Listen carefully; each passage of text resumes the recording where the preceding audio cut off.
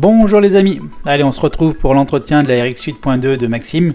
On a roulé deux fois, une fois à Bourg et une fois à Grenoble au RACG. Donc les deux fois les pistes étaient sortant de l'hiver, donc très sales. Donc la voiture est dans un piteux état. Donc l'idée c'est de passer cette vidéo avec vous, vous montrer ce que j'observe, ce que je vérifie sur la voiture, vous dire comment je m'y prends pour nettoyer une voiture dans cet état. Donc l'idée c'est de ne pas démonter la voiture dans son ensemble, je vais démonter les demi-trains. On va pas dissocier les porte-fusées des triangles, c'est pas la peine. Ça demanderait à dérégler complètement la voiture. Alors on enlève le moteur, on le met de côté. Donc je vais retirer l'ensemble des roulements de la voiture. Parce que derrière je vais nettoyer la voiture sous l'eau avec du Mucoff ou du Carolin et une petite brosse à dents. Et on va faire briller tout ça. L'arbre de transmission, on enlève tout. On va chercher le petit roulement sous le support de frein arrière. Donc sur le dessus du frein aussi, sous le capot plastique, on a un petit roulement, donc je l'enlève aussi. Les demi-trains, je les démonte, j'enlève les cardans homocinétiques, je les désosse, histoire de pouvoir les contrôler, les entretenir. On enlève bien évidemment les roulements de roue. On va laisser les pièces métalliques et les pièces plastiques seules, sans roulement, pour qu'on puisse les passer sous l'eau et les frotter.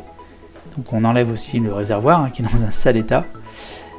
J'assure l'étanchéité du réservoir avec la durite de carburation que je viens brancher directement sur la pressu. Ça évite tout simplement de ne pas retrouver de l'eau dans le réservoir. Voilà, 45 minutes après, la voiture est propre.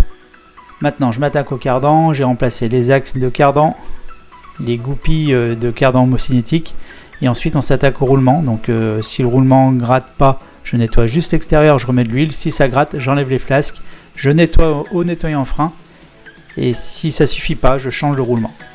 On va pas remonter des roulements qui grattent. Voilà, on remonte l'intégralité des roulements, des pièces. Vous avez vu, le fait de ne pas tout démonter, le remontage est d'autant plus rapide. On va contrôler aussi bien nettoyer les poulies.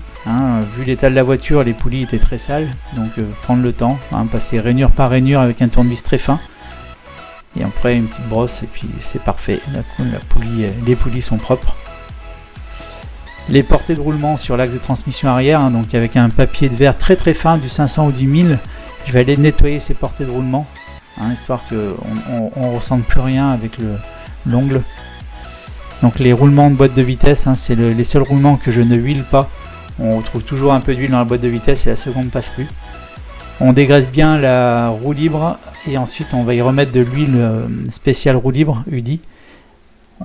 Ce que je fais pour enlever le trop plein d'huile, je fais tourner la roue libre sur l'axe de transmission et je vais essuyer ensuite le trop plein d'huile. Et je remonte ma roue libre et c'est parfait. Voilà, on finit le montage. Rien de particulier jusqu'ici.